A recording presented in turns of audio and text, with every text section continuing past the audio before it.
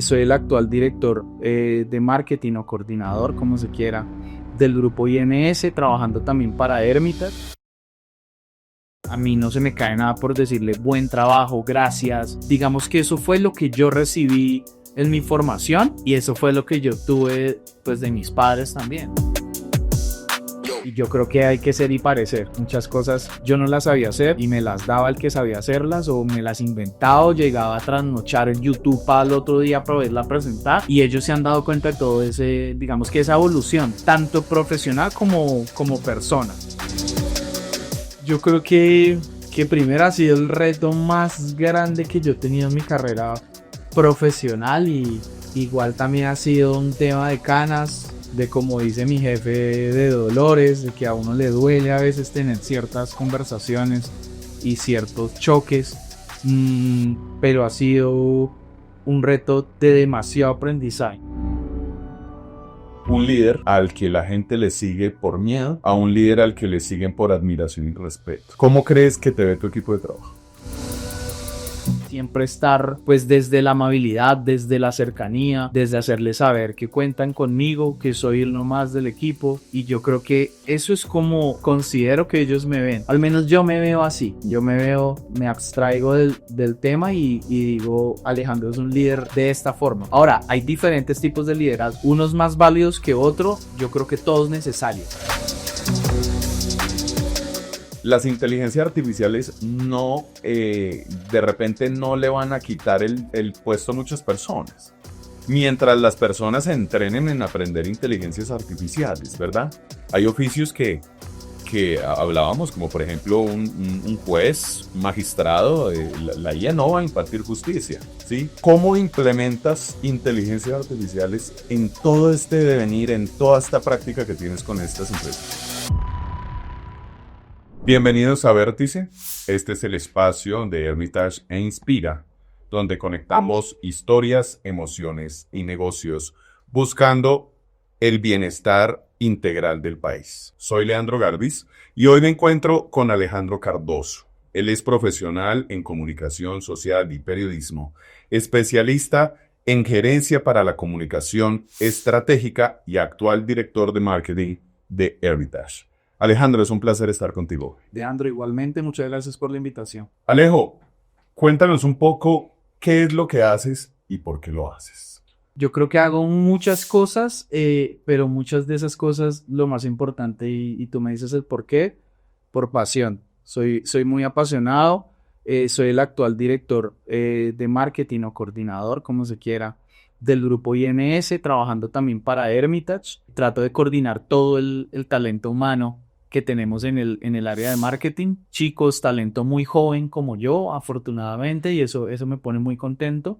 Y trato de coordinar y de que todas las partes estén mirando hacia el mismo norte y hacia los objetivos de las compañías. Entonces, mi tarea es esa, es saber que hay un orden, que hay una estrategia, que hay una planificación, que todas las personas tienen que estar, digamos que enfocadas hacia el mismo norte, y mi trabajo es ese. También, cuando hay que untarse las manos, como dicen, y hacer un copy, soy el que lo hace. Cuando hay que editar una presentación, estoy para meter las manos y editar la presentación. Cuando hay que salir en cámara y grabar, o sostener la cámara y ser el que graba, también estoy para eso. Pero digamos que ese es un poco de mi trabajo. Ahora, ¿en por qué lo hago? Por pasión. Soy un apasionado por mi trabajo, soy muy intenso con mi trabajo. Para mí el trabajo, desde esa pasión, también se vuelve un motivo de alegría, o sea, de levantarme cada mañana y venir con energía a sacar las cosas adelante. ¿Cómo nace ese sueño de Alejandro Cardoso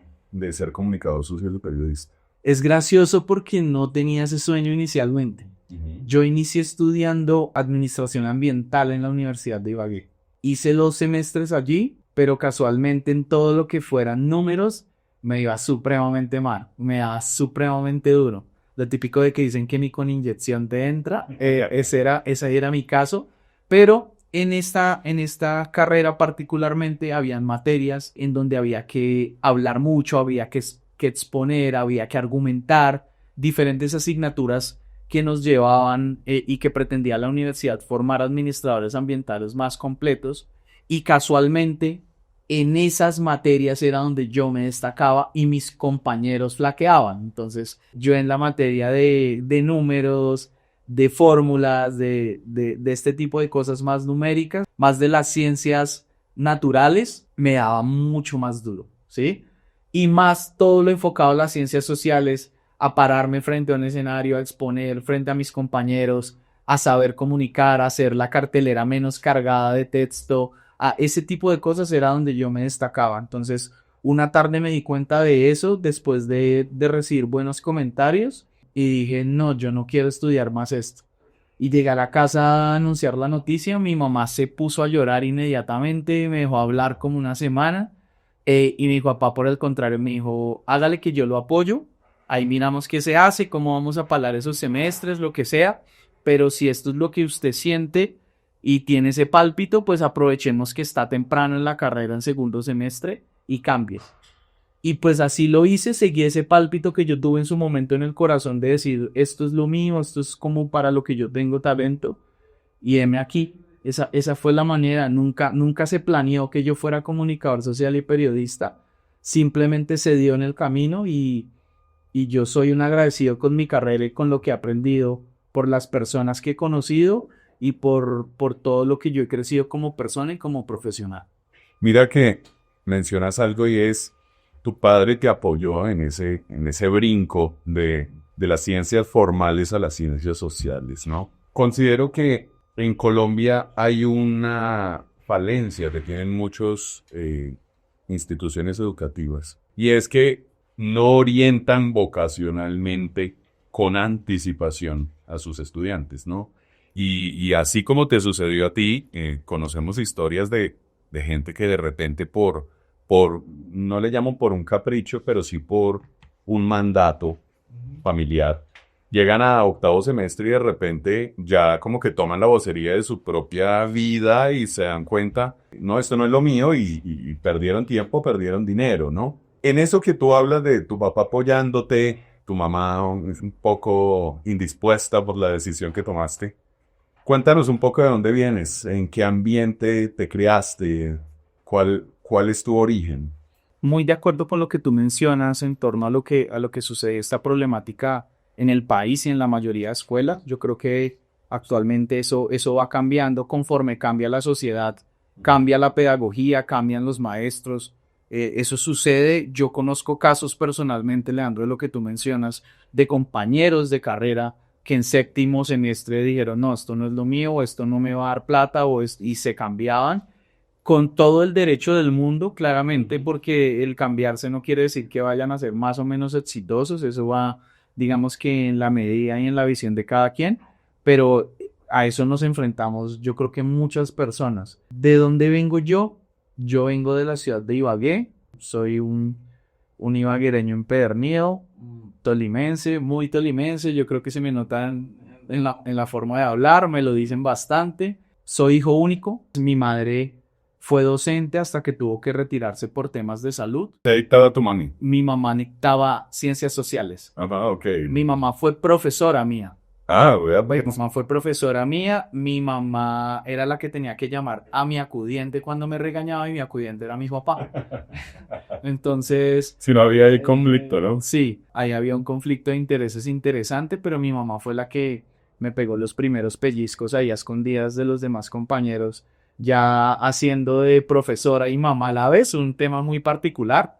Pero sí, mi mamá docente hasta que se retiró por temas de salud, lo que te digo. Mi papá trabajó muchos años en BIC, que fue el antiguo banco que después se formó como Bancolombia. Y en esa transición, después de muchos años, llegó un despido. Claramente yo era mucho más pequeño, no entendía el tema. Se fue de vacaciones, primer día que llega de vacaciones, le pasan la carta sin previo aviso y sin justificación.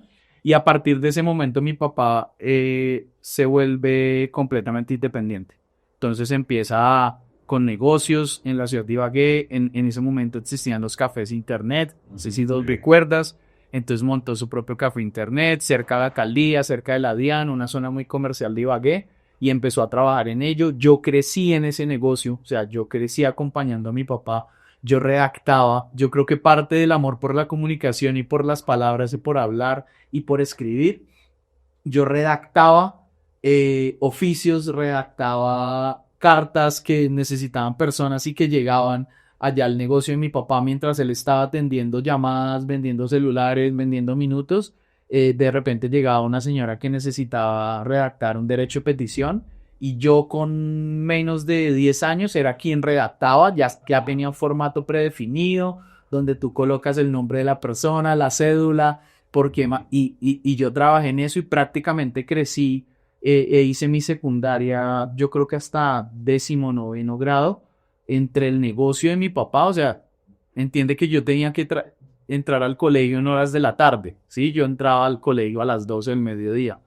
Pues yo a las 6 de la mañana ya estaba levantado porque yo tenía que apoyar a mi papá a las 8 de la mañana en el negocio. Claro. Y yo estaba en el negocio con él hasta prácticamente las 10, 10:30, en donde ya me iba para donde uno de mis familiares, mis abuelas.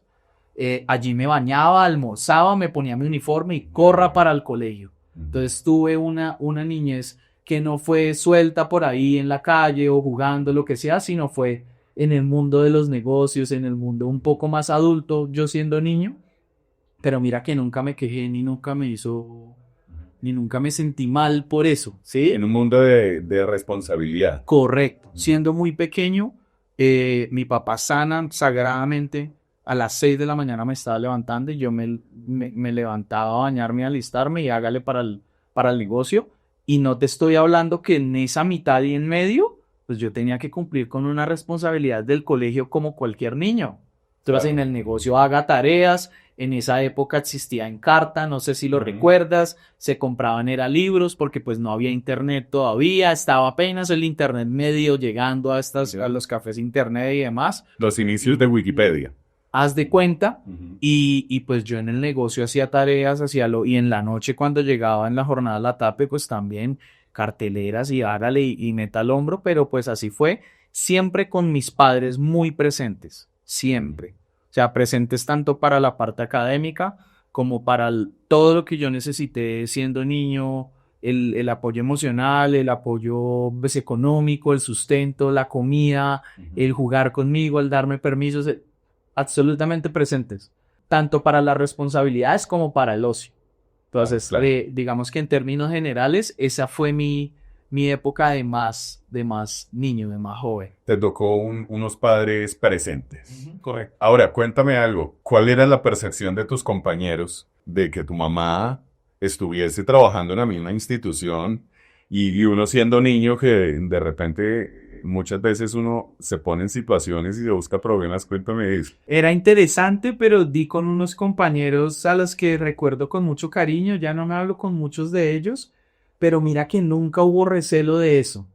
Okay. Yo estudié en el Jardín Infantil María Montessori, que es un colegio muy reconocido en Ibagué, un colegio privado. La directora era muy del orden militar, muy estricta. Era un colegio muy estricto. Con decirte, Leandro, yo no podía escribir en mi cuaderno sin hacerle márgenes. De acuerdo. Los títulos iban de un color y los párrafos de otro.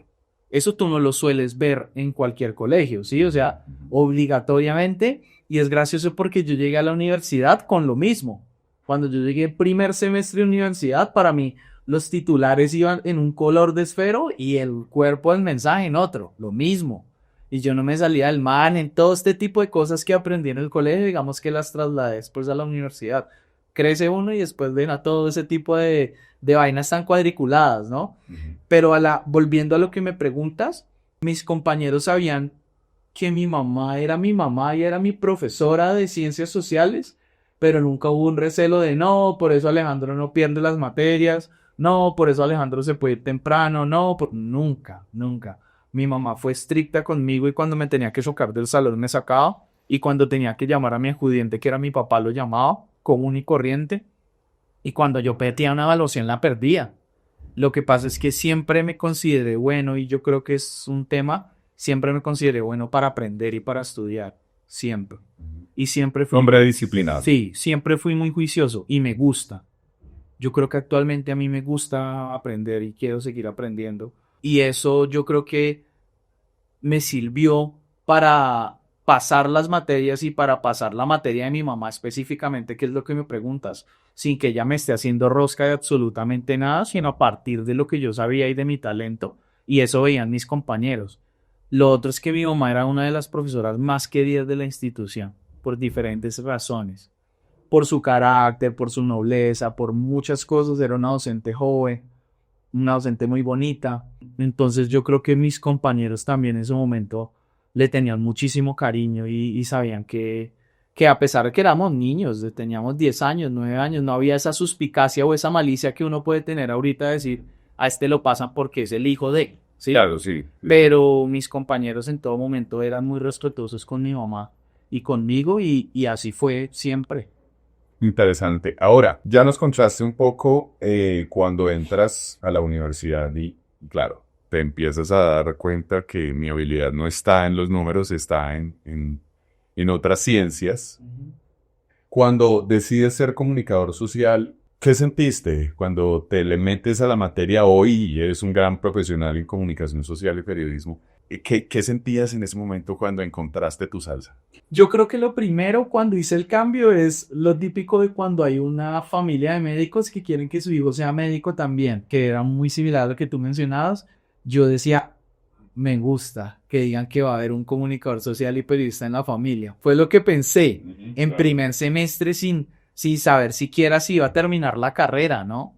Pero yo dije, pues es interesante, ¿no? Pues mi mamá es profesora, vengo de días docentes, otros días jefe de enfermería, digamos que había múltiples disciplinas en la familia, pero yo dije, interesante que haya un periodista, ¿sí? Cuando yo ya me metí de lleno a la comunicación, no fue un choque, o sea, al contrario, yo me sentía, como tú dices, en mi salsa porque daba con personas muy parecidas a mí en algunos aspectos, muy charladoras, muy entradoras, muy de que se paran y no les daba pena hablar, muy similares a lo que yo tenía, ¿sí?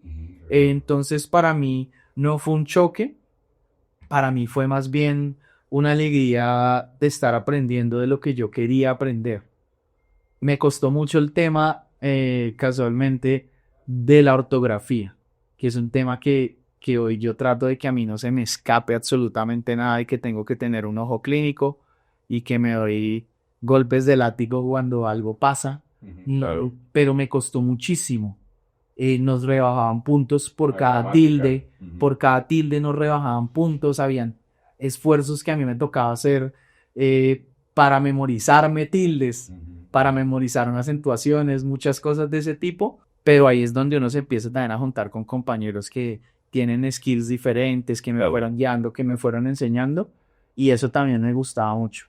Yo soy un apasionado por las palabras, Leandro, Claro. y por las palabras en todo el sentido de la palabra, valga la redundancia, por las palabras para sostener un diálogo, para escribir. A mí no se me dificulta absolutamente nada hablar de lo que yo siento, expresar cariño, expresar sentimientos, debatir, tener que resolver un conflicto a través del diálogo. Digamos que eso es algo que amo en mi carrera y eso es algo que fui aprendiendo y a lo que le cogí mucho cariño. Tú eres un colega mío, ¿no? Somos comunicadores sociales y periodistas. Y hay una reflexión que yo me hacía cuando empecé a estudiar comunicación, porque la comunicación, cuando uno ya está inmerso en ella, se da cuenta que es la primera necesidad del ser humano. Es el primer choque con la realidad desde que nacemos. El bebé llora porque necesita comunicarse en algún código y hasta que la mamá no aprende el código, la mamá después se da cuenta que el bebé está llorando por hambre, por sueño, por está cansado, sí. Pero uno escucha muchas críticas de la comunicación y cuando uno ya está inmerso en ella, se da cuenta de la necesidad de comunicar. Y por supuesto, cada profesión, cada oficio, cada carrera profesional tiene como sus vicisitudes, tiene su complejidad, pero precisamente yo le hallo mucho sentido a lo que mencionas. Yo recuerdo en la universidad cuando se ven los sintagmas, ¿no? Que hace parte de la gramática. Ay, Jesús, o sea, cuando uno se da cuenta que el lenguaje es una fórmula matemática también, y eso tiene unas aristas y una bifurcación profunda que si no sabes qué es un artículo, mucho menos vas a poder conjugar un adverbio y es un universo, ¿verdad? ¿Qué piensa ahora tu madre y tu padre de ti? ¿Qué percepción, qué lees por encima, cómo te ven ahora? Yo creo que tocas uno de los puntos más dicientes para mí porque digamos que el comunicador soy yo y a mí es al que se me facilita comunicarme con ellos y expresarles cosas, pero ellos con sus herramientas permanentemente y a través de su modo me expresan orgullosos que se sienten Claro, permanentemente. claro, Tanto mi papá como mi mamá, a su modo, a su manera. claro. Mi mamá de una manera mucho más cálida, mucho más amorosa, mucho más cercana. Soy hijo único, volví y te repito. Entonces soy el bebé de mi mamá. Y mi papá, pues, a partir del cariño inmenso que sé que me tiene, pero de otra forma. Desde una relación más de cercanía, de parceros, de amigos, de sí. De acuerdo. Ambos muy contentos de la carrera que yo he logrado forjar, de la corta carrera, realmente, Leandro, porque yo empecé a trabajar realmente hace cerca de 6 años y yo he logrado crecer profesionalmente y aprender muchas cosas que cuando fui a afrontar mi primer trabajo, ese primer día de trabajo donde a uno le tiembla absolutamente todo y donde uno dice, pero a mí para qué me contrataron, yo voy a ser capaz, yo voy a poder. ¿Y qué hago si yo no sé hacer tal? Y yo creo que hay que ser y parecer.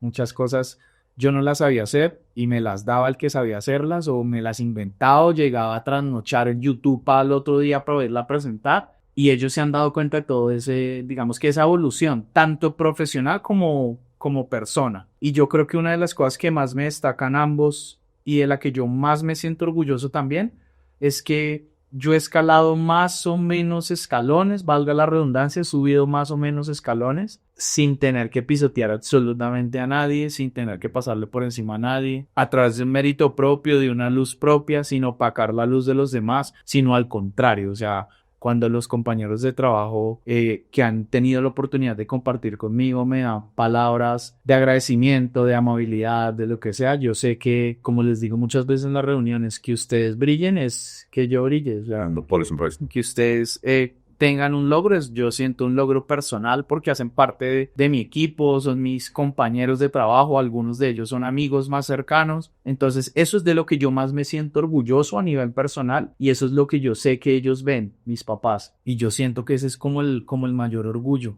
sea, no, el orgullo no pasa ni por el cargo, ni por cuánto dinero entra a la cuenta de banco el día 30, ni por si manejo un carro más o menos nuevo.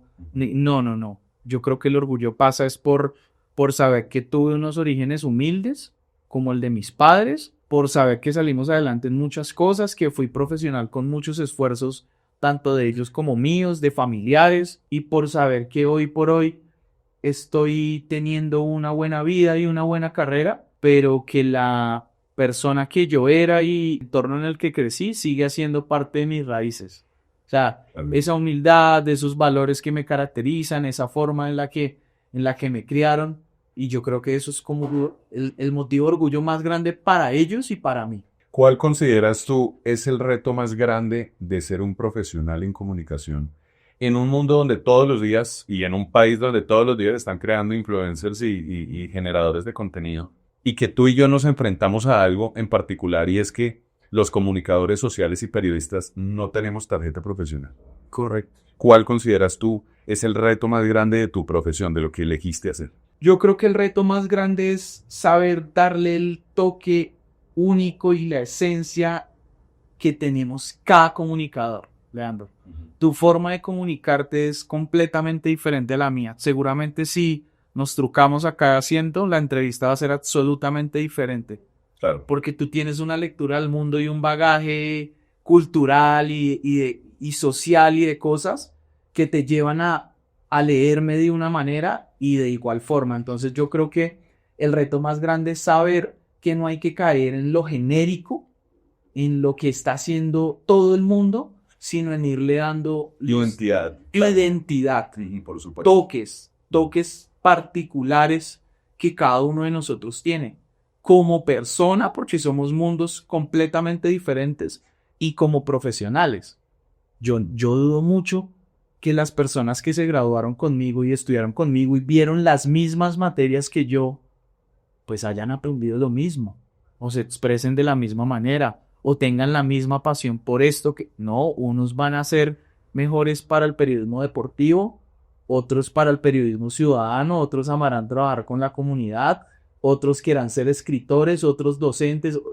Esa esencia y saber dónde imprimirla, siento que es el mayor reto. En un mundo en donde habemos muchos profesionales, no solo comunicadores, sino de todas las ramas, abunda, y digamos que en eso yo me siento un bendecido hoy por hoy estar empleado o trabajando de lo que me apasiona. Pero así como abundan, pues no hay que caer en lo que se puede caer, que es hacer lo que el otro hace porque yo veo que es exitoso, entonces venga, yo me voy por ese camino, venga, yo lo copio, que no está mal, ¿sí? Pero hay que darle el toque único Claro. a todo lo que uno hace. No está mal tener referentes, pero tampoco caigas en el plagio, ¿no? Correcto. Ahora, Alejo, tú eres el director de comunicaciones de 21 compañías en este holding, ¿sí? O prácticamente 21 compañías, ¿cierto? ¿Cómo te has sentido con toda esa responsabilidad? O sea, uno normalmente en una compañía ve la importancia del financiero, la importancia del presidente, pero tú tienes una dirección que sin ti no se visibiliza, ¿sí? ¿Cómo ves tú esa posición que por mérito propio conseguiste y lograste? Yo creo que primero ha sido el reto más grande que yo he tenido en mi carrera profesional, y igual también ha sido un tema de canas, de como dice mi jefe, de dolores, de que a uno le duele a veces tener ciertas conversaciones y ciertos choques, pero ha sido un reto de demasiado aprendizaje. O sea, yo desde que entré a esta compañía soy un profesional completa y absolutamente diferente al que era antes. A nivel de planificación, a nivel de orden, a nivel de lo multidisciplinario en lo que me he podido convertir, a nivel de Leandro, cuando llegué yo tenía una agenda y a mí me tocaba anotar absolutamente todo lo que se está hablando en un sector privado de las telecomunicaciones porque no tenía ni idea. Yo venía del sector público de trabajar con comunidades, que también es una cosa que me apasiona, con campesinos, con otro contexto completamente diferente, y llegar acá de golpe a un sector de la tecnología, del mundo privado y demás, pues eso es un choque grande, ¿sí? Y el verme hoy el Alejandro del inicio, que tenía que apuntar absolutamente todo para generar recordación y tener un contexto y defenderse en las reuniones, a saber que hoy comunicamos, hacemos piezas, hacemos contenido, hacemos podcast, entrevistamos, asistimos a reuniones, planificamos empresas, planificamos productos, vemos pricing, o sea, ver todo lo que hacemos, pues yo hace 3 años atrás yo no lo veía como posible. Y hoy hace parte del día a día. Entonces hoy yo tengo una reunión. Una habilidad.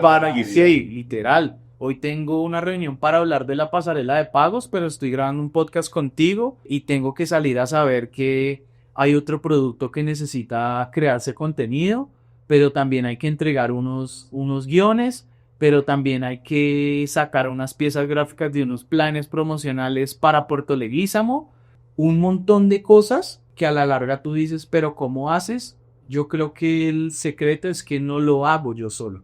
Hay un equipo detrás. Hay un equipo de profesionales jóvenes, de profesionales con ganas de aprender, mequelones, que están detrás para cubrirme donde yo no alcanzo a llegar, donde a mí se me olvidó tal tarea, pero otro del equipo la tenía apuntada, donde mientras el uno hace un guión, el otro está grabando, el otro está en una reunión, ¿entiendes? Digamos que el secreto es eso. Yo no podría estar donde estoy si no tuviese el equipo que tengo hoy por hoy. No solo detrás, no solo mi equipo del área de comunicaciones y marketing, sino las personas que están delante de mí. Esos mentores. Los mentores, guías. los guías, los jefes, que están para darle a uno un norte también y decir, con mejores o no tan buenas palabras, o a veces subidas de pronto de tono, o de pronto con más o menos regaños, pero que están para decirle, esto está mal, hagámoslo para acá.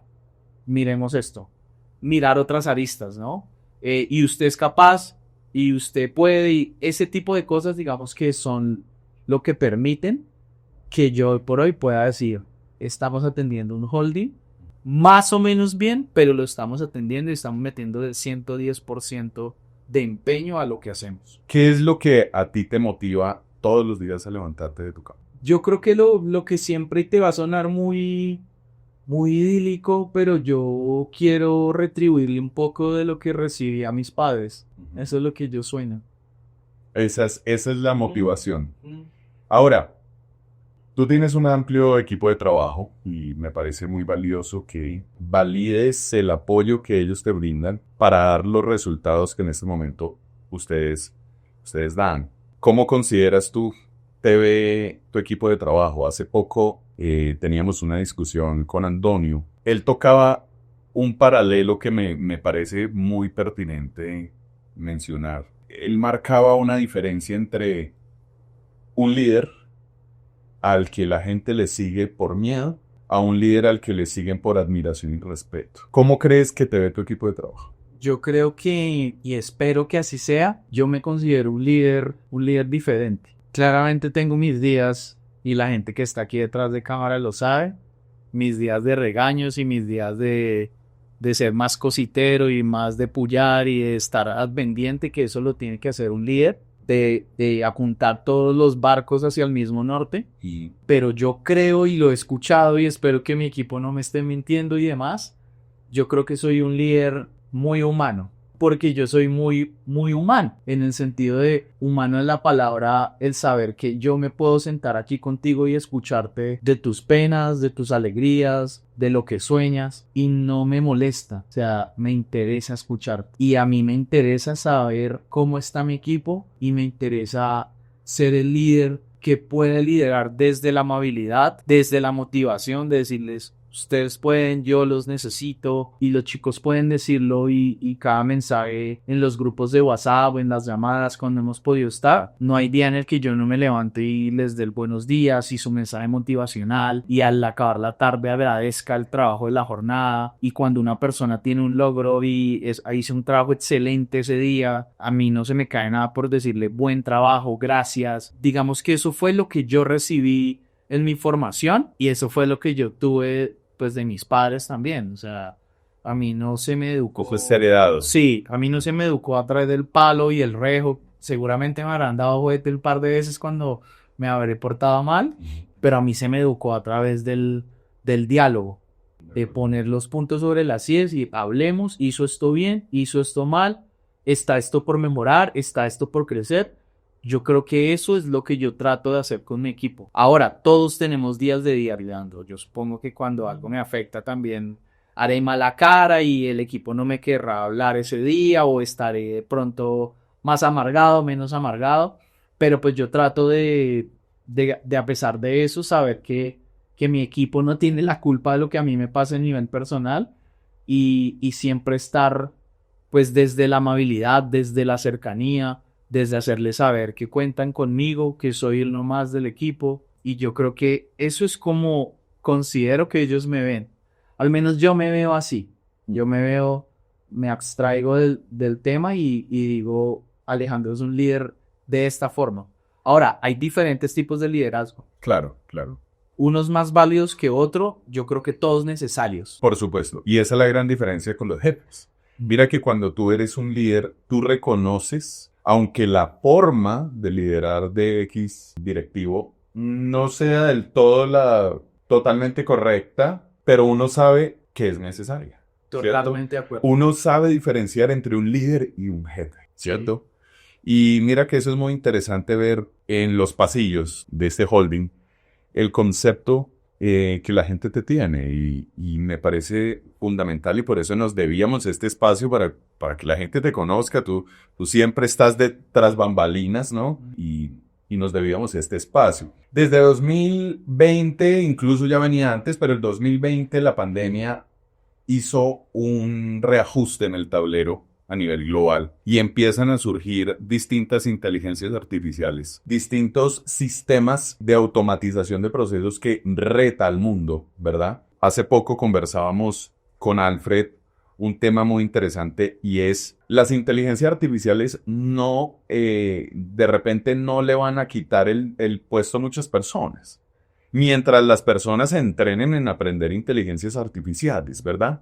Hay oficios que que hablábamos, como por ejemplo un juez, magistrado, la IA no va a impartir justicia, ¿sí? ¿Cómo implementas inteligencias artificiales en todo este devenir, en toda esta práctica que tienes con estas empresas? La inteligencia artificial y los mitos que hay detrás y como los miedos que hay detrás también, hay que, digamos que dejarlos de lado un poco. Yo no soy enemigo de las inteligencias artificiales, de hecho, me parece supremamente útiles para la etapa en la que estamos y para el nivel de avances tecnológicos y el nivel de avances que requieren la comunicación y la creación de contenido como tal. ¿Y cómo lo implementamos? Nosotros tenemos, a partir del liderazgo de nuestro presidente, una casi que instrucción de decir, somos una empresa y un holding de tecnología, no vamos a ser los 20 que no hacemos inteligencia artificial. A ver. Implementenlas, pues desde esa directriz empezamos a trabajar y a saber que hay inteligencias artificiales que nos pueden hacer más ameno el trabajo, más amable, más cercano, pero yo he sido desde mi liderazgo no sé si un pionero, no sé cuál sería la palabra correcta, pero lo que hablamos ahorita de la identidad, usémoslas, pero démosles nuestro toque.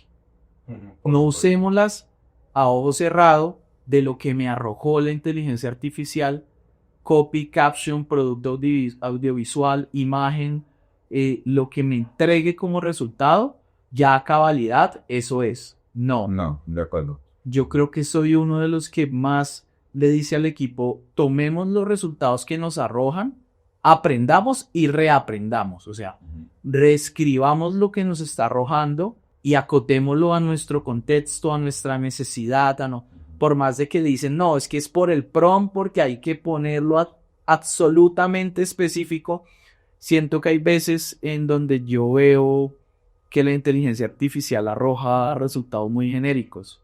Y quizás soy muy atrevido al tocar el tema porque no soy ningún experto en inteligencia artificial, pero yo ante ese tipo de resultados y ante lo que nos arroja siempre soy de los que les dice a mi equipo, y cuando la uso yo particularmente porque no soy un erudito en el tema y no voy a decir, no, yo nunca he usado ChatGPT, Claro. yo nunca he usado Midjourney, no, yo los he usado, pero tomo lo que me arroja la artificial para apoyar mi profesión, para apoyar mi tarea, para apoyar mi oficio, esa tarea que me dejaron, y le doy mi toque. Claro. Y trato de que el equipo le dé el toque. Yo creo que esa es la mejor forma de usarlo. Ahora, a nivel de empleos y de disciplinas que vaya a acabar con uno u otros empleos, yo no sé hasta dónde eso sea tan real. Puede que mañana este podcast lo ejecuten agentes de IA o androides, no lo sé, pero yo siento que el toque humano que uno le da a las cosas es un tema muy particular, casi artístico. Claro, ese estado del arte. Claro. Sin caer en el atrevimiento de decir, no, es que yo soy un artista. Cero, pero yo tengo un toque muy particular de escribir, muy particular. Desde cuando yo felicito a mi mamá por su cumpleaños a cuando yo me le declaro a una chica que me gusta. Muy particular y único. Y yo dudo que eso lo vaya a hacer una inteligencia artificial. Eso lo hace Alejandro Cardoso a través de sus vivencias, de su bagaje y de lo que vive, ¿sí? Yo creo que eso de que nos reemplaza a uno u otros, yo no lo veo tan así. Yo creo que es más un tema de apoyar nuestras labores, de obligarnos a aprender más, de obligarnos a aprender de software, de ofimática, de saber que va a haber un punto en donde la inteligencia artificial y el humano van a converger, van a un vértice, como el podcast en el que estamos, y en ese punto particular, pues vamos a lograr ser mejores profesionales, comunicar mejor, hacer mejores productos. Claro. Pero no es como que la inteligencia artificial vaya a desplazar al humano. Eso es un sentimiento particular. Claro. Puede que me equivoque. Si tú te das cuenta, las inteligencias artificiales, claramente está la cuarta revolución industrial. Esto llegó para quedarse. Pero veámoslo bajo esta óptica, y es las inteligencias artificiales, los procesos de automatización llegaron para quedarse en el sentido en que X tarea que a mí se me asignó, que tengo que cumplir, que se demoraba 15 días, ahora me demoró 2 días, ¿no? Entonces, considero yo que satanizar las inteligencias artificiales, hay empresas que las satanizan, como no, el desconocimiento y la ignorancia sobre el tema como que los va a relegar, ¿sí? O sea, los va a dejar atrás en una carrera de inmediatez, porque esto es de inmediatez, ya estamos compitiendo, es a una velocidad distinta como competía Ford y Toyota hace 30 años atrás. Pero mira a dónde nos va a llevar las inteligencias artificiales, ¿no? De repente, pienso yo, que puede llegar una persona a postularse a X perfil de cargo. Perfecto, vienes con maestría, con 2 especializaciones y maravilloso todo ese conocimiento. ¿Sabes aplicar inteligencias artificiales? No. Ah, muchas gracias. Sí. Allá no me lleva. Sí. Ese es el camino al que creo que ya estamos llegando y al que estamos apuntando. Y por eso yo creo que es importante que todos los profesionales nos formemos en inteligencia artificial, en aprender X o Y software, X o Y aplicativo que nos pueda hacer la vida laboral más fácil, más ordenada, más completa. Pero yo estoy de acuerdo con lo que tú dices, el de satanizar y en decirte no, todo lo hago yo con mis manos puras, no. O sea, hay cosas que ya no se hacen de esa forma, que la parrilla de redes sociales ya está programada de todo el mes y se publica absolutamente sola y se vigila. Y tiene el impacto Y requerido. y las horas analizadas por la inteligencia artificial más óptimas y probablemente como esta muletilla que te acabo de expresar, una inteligencia artificial corte este podcast y ya no hayan 3 personas turnando para trasnochar para cortar los espacios. En eso estamos completamente de acuerdo. Ahora, yo creo que el toque interesante de esta conversación se lo va a dar un humano. Estoy muy seguro de eso. Y eso es lo que espero también. Claro. Imagínate, te cuento una anécdota. Tuve la oportunidad de conversar con el gerente para Latinoamérica de Prisa, del grupo Prisa, ¿no? No, ya sabe que Prisa es un conglomerado de medios inmenso. Me surge preguntarle, claramente, Prisa lleva acumulando más o menos 30 años de información. O sea, ellos tienen una biblioteca de información de noticias súper exquisita. Y yo le decía, le preguntaba, le decía, ¿usted a dónde cree que va a llegar la inteligencia artificial? O sea, se comió el offline, ahora todo es online, pero ahora se le aplica IA.